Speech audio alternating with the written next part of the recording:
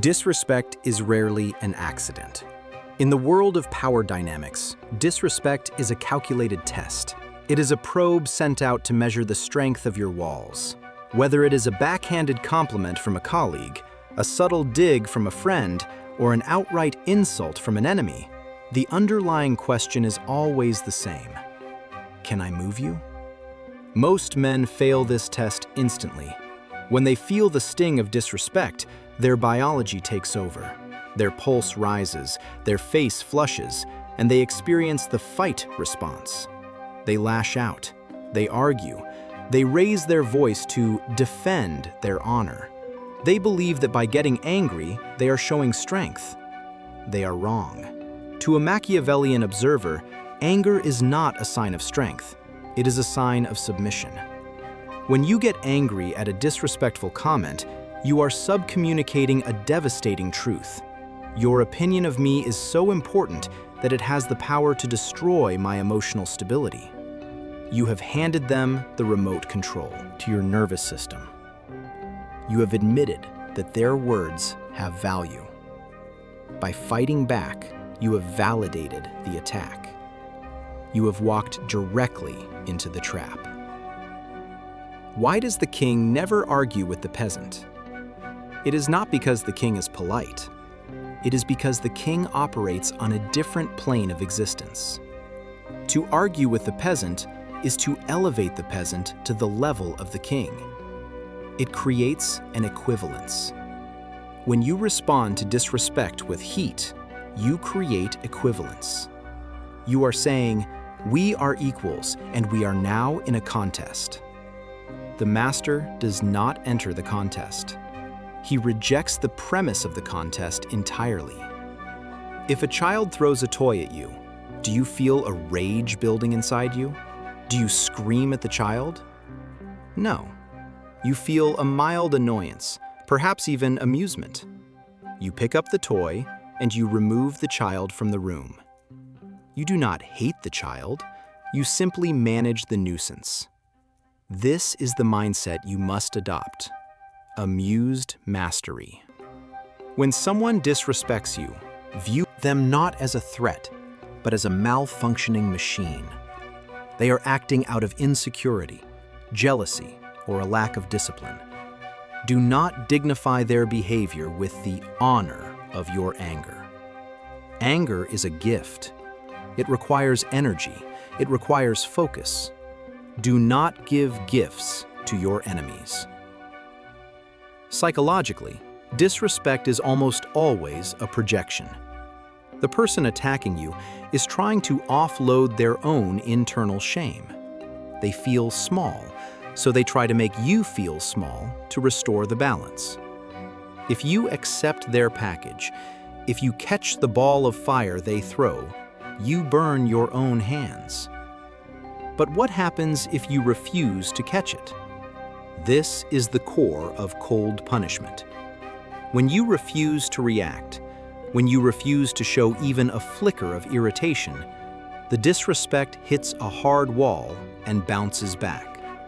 The aggressor is left standing there, holding their own toxicity. They wanted a reaction to validate their existence, and you gave them a void. This causes them to panic. You will often see them double down, trying harder to get a rise out of you, or conversely, they will start stuttering and backpedaling. In either case, they have lost frame. You have remained the immovable object. To punish disrespect effectively, you must first conquer your own biology. You must kill the emotional flinch. The flinch is that microsecond moment where your eyes widen, your jaw tightens, or you look down. That micro-expression tells the predator that he drew blood. From this day forward, your training is this. When you are insulted, you do absolutely nothing. Do not speak. Do not frown. Do not look away. Do not smile nervously. Freeze your face into a mask of absolute, bored indifference. Imagine you are looking at a spreadsheet. Imagine you are watching paint dry. By doing nothing, you create a vacuum in the conversation. The aggressor expects resistance. When they find air, they stumble. This silence is not passive. It is active. It is aggressive. It is the silence of a predator assessing whether the creature in front of him is food or a threat. In the coming parts of this series, we will discuss exactly how to break the silence, not with an argument, but with a judicial sentence that dismantles their ego permanently. But first, you must master the freeze. The world is full of noise. The man who cannot be provoked is the man who cannot be conquered. If they cannot make you mad, they cannot beat you. The Judicial Gaze.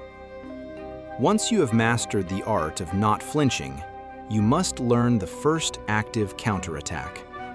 It is not a word, it is a look. This is the Judicial Gaze. Most men are terrified of eye contact. When they are insulted, they look down or they look away. This is a biological submission signal. It exposes the neck. It says, "I am harmless. Please do not hurt me." By looking away, you are confirming that the insult was successful. You are retreating into yourself to process the pain. The Judicial Gaze is the opposite. When the disrespectful comment lands, you do not look away. You turn your head slowly and lock your eyes onto theirs. But this is not an angry stare. Anger narrows the eyes. Anger looks tense. The Judicial Gaze is wide, calm, and deeply analytical. You are looking at them as if you are a scientist examining a bacteria under a microscope. You are not offended. You are curious. You are wondering, why is this person behaving this way? This gaze strips the aggressor of their social mask. They expect you to be hurt or to fight back. Instead, you are essentially naked eye scanning their soul. You hold this gaze for 3 full seconds. 3 seconds is an eternity in social time. In that silence, the pressure builds. The aggressor starts to feel the weight of their own words. They start to realize that their insult did not land on a soft target. It landed on a mirror, and now they are forced to look at themselves. You must understand that human beings have a deep, primal fear of judgment. We are social animals. To be judged by the tribe meant death. By looking at them with total detachment, you trigger this ancient fear. You become the judge. You are silently asking them to explain themselves. You will see them start to squirm. You will see them look away first, and the moment they look away, you have won. You have established dominance without uttering a single syllable. This technique requires practice. It requires you to override the instinct to be polite. We are taught that staring is rude, but disrespect is an act of war, and in war, there is no politeness. Do not blink. Do not smile to soften the tension. Let the tension grow. Let it become uncomfortable. That discomfort is your weapon. It is the heat that burns away their confidence. If they ask, "What? Why are you looking at me like that?" you know you have broken them. They are now seeking your validation. They are asking for permission to exist, and you will simply continue to look, or perhaps give a small, dismissive shake of the head, and return to what you were doing. You have rendered them insignificant. The non-verbal no. We now move from the eyes to the body. If the Judicial Gaze is the trial, the non-verbal no is the execution. Human beings are desperate for validation. Even negative attention, like an argument or a fight, is a form of validation. It confirms that they exist, and that they matter to you. The ultimate punishment, therefore, is not hatred. It is indifference. It is the removal of your presence while you are still standing in the room. Machiavelli understood that to fight a man is to honor him. To ignore a man is to destroy him. When someone disrespects you, your body must reject them physically before your mouth rejects them verbally. This is the art of dismissal. The most powerful move you can make after the judicial gaze is the shoulder turn. After you have looked at them, slowly turn your entire torso away from them. You are closing the gate. You are effectively shielding your heart and your attention from their toxicity. In the language of the tribe, you are casting them out. You are signaling that the conversation is over, not because it finished naturally, but because they are no longer qualified to participate in it. Another lethal nonverbal weapon is the micro-interaction. If someone insults you in a group, do not respond to them. Instead, turn to the person next to you and ask a completely unrelated question. So, John, did you finish that report? You have just turned the aggressor into a ghost. You have demonstrated that their attack was so insignificant that it did not even register as an interruption to your reality. This causes a massive spike in social anxiety for the aggressor. They are left hanging in the void, their insult echoing in the silence, ignored by the leader. They look foolish. They look like a child screaming for attention at a dinner table where the adults are talking. You must also master the amused smirk. When we are attacked, face wants to show pain or anger. You must override this. Force the corner of your lip to curl upwards slightly. Not a full smile, that looks nervous. Just a smirk. A smirk says, I know something you don't know. It says, you are adorable. It reframes the interaction instantly. Instead of being the victim of an insult, you become the observer of a tantrum. You are looking at them like a parent looks at a toddler who just said a bad word. You are not hurt, you are entertained by their lack of emotional control. This smirk destroys their frame. They wanted to be scary. You made them look funny. There is also the tactical task. If you are holding a drink, take a slow sip. If you are holding a phone, check a notification. If you are sitting at a desk, go back to typing. This return to activity is the ultimate signal of low value.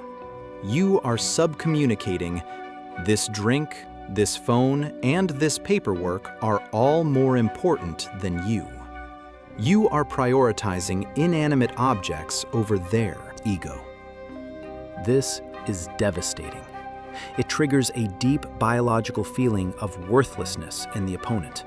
They will likely try to escalate to get your attention back. Do not give it to them. Keep sipping. Keep typing. Let them realize that they are screaming at a wall.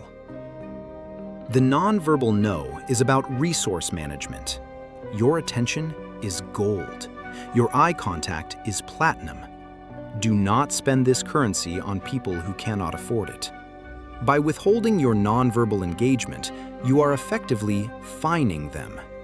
You are taxing their bad behavior, and just like a dog learns not to bite when it gets no reaction, people learn not to disrespect you when they realize it yields zero return on investment. You become a black hole for their negativity. Nothing escapes, and nothing comes back.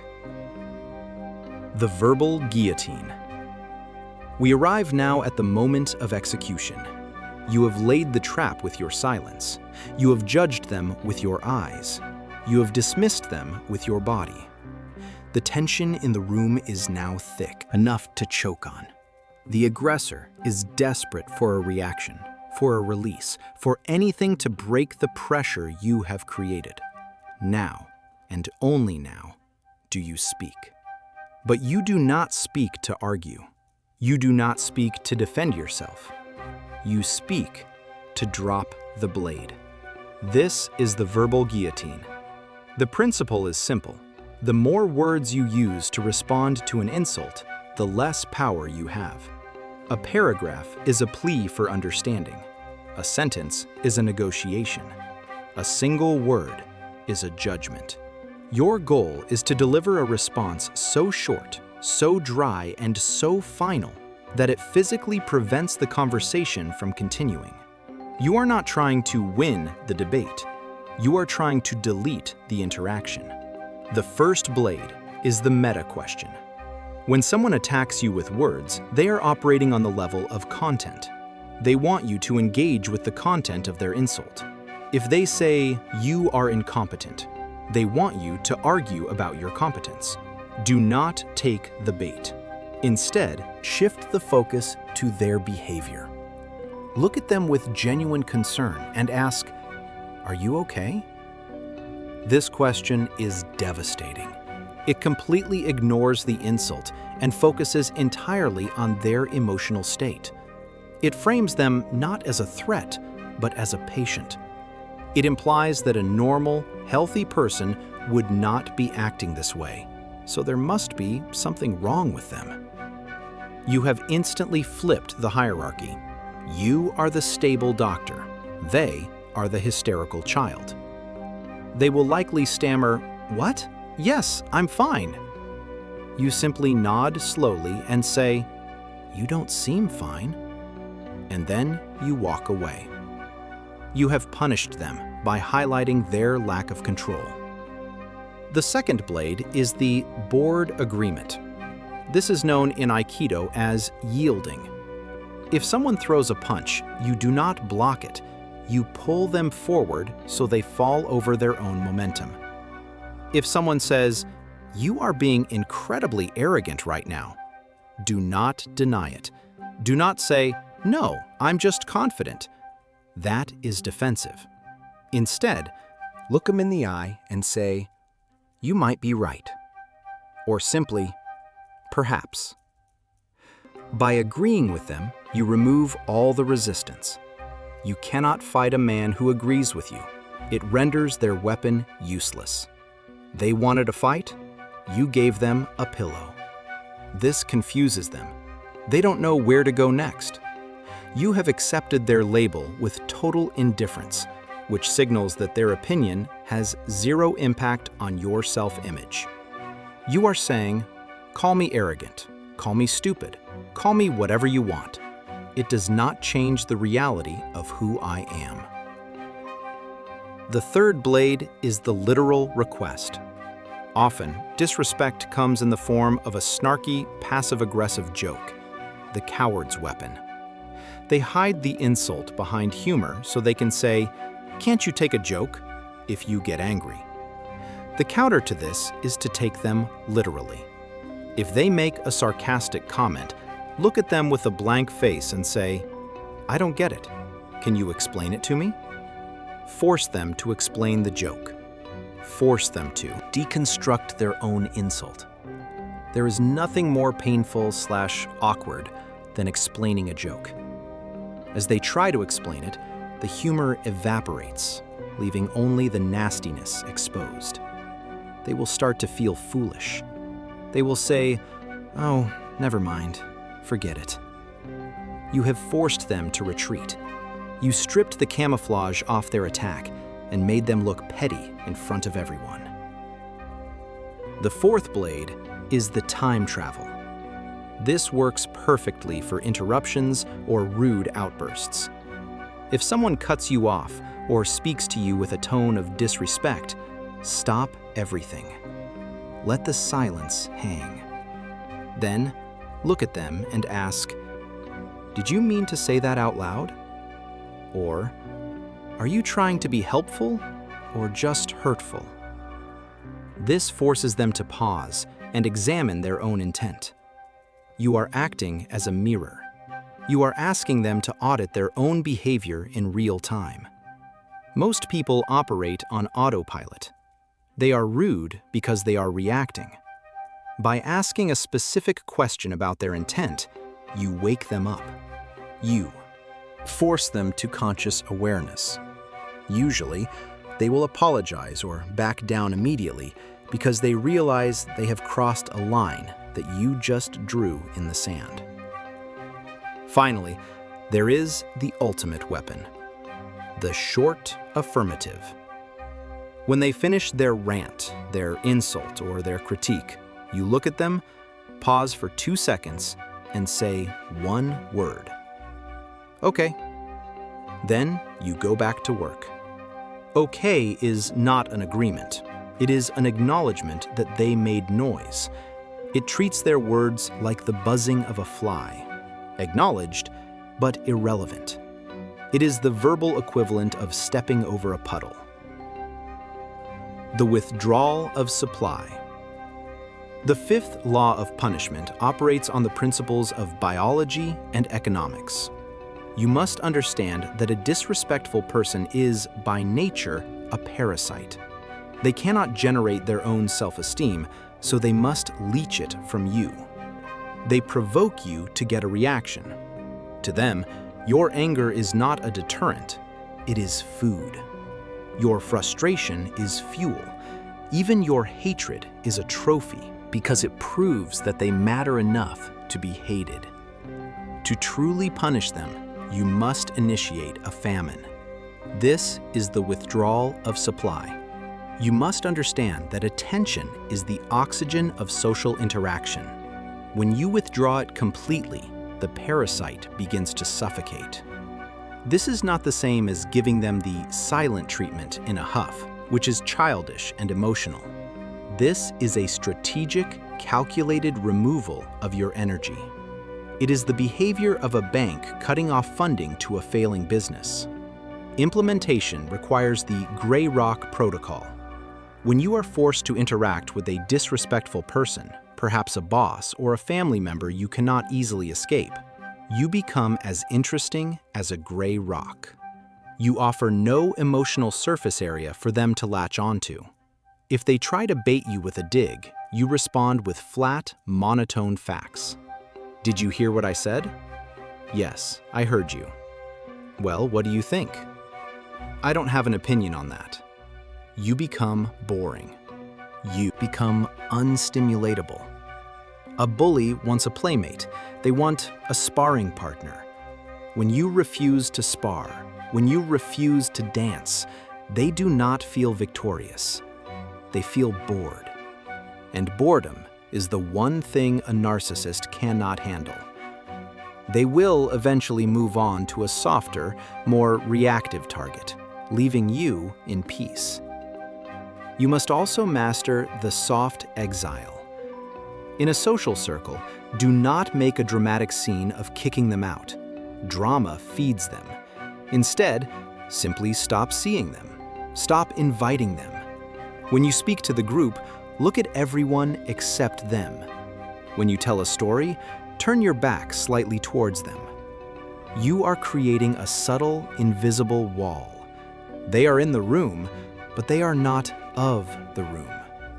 This triggers a deep, primal panic. Humans are hardwired to fear exclusion from the tribe. By gently, silently pushing them to the periphery, you force them to feel the coldness of the void. They will try to escalate. They will try to be louder, ruder, and more aggressive to get your attention back. This is the extinction burst. It is the final thrashing of a dying beast. Do not break. Do not look. Do not react. Let them scream into the abyss. When they realize that no amount of noise will grant them entry back into your favor, they will wither. You have not raised a hand against them, yet you have reduced them to nothing. The ultimate victory. We arrive at the final truth. We have discussed the eyes, the silence, and the words, but the ultimate punishment for disrespect is not something you do, it is something you become. The Roman Emperor Marcus Aurelius said, "The best revenge is to be unlike him who performed the injury." If they are angry, you remain calm. If they are petty, you remain magnanimous. If they are obsessed with you, you forget them. The moment you truly stop caring, not pretending, but truly ceasing to care, is the moment you become untouchable. You must realize that disrespect always comes from below. It is the sound of those at the bottom of the mountain screaming at those at the top. If you stop to scream back, you must climb down. You must lower yourself to their level to be heard. Do not climb down. Keep climbing up. The most brutal punishment you can inflict on an enemy is to let them watch you succeed. Let them see you happy. Let them see you unbothered. To a hateful person, your joy is poison. Your indifference is a knife. They want to be the villain in your story, but you have relegated them to the role of an extra in the background. From this day forward, when you feel the sting of disrespect, treat it as fuel. Do not burn it in the engine of anger. Burn it in the engine of ambition. Let their doubt verify your certainty. Let their hate verify your power. You punish them by outgrowing them. You punish them by leaving them behind in the past where they belong, while you walk into a future they cannot touch. Be the mountain. Let the storms rage around you. Let the winds howl. The mountain does not bow to the wind. The mountain simply is.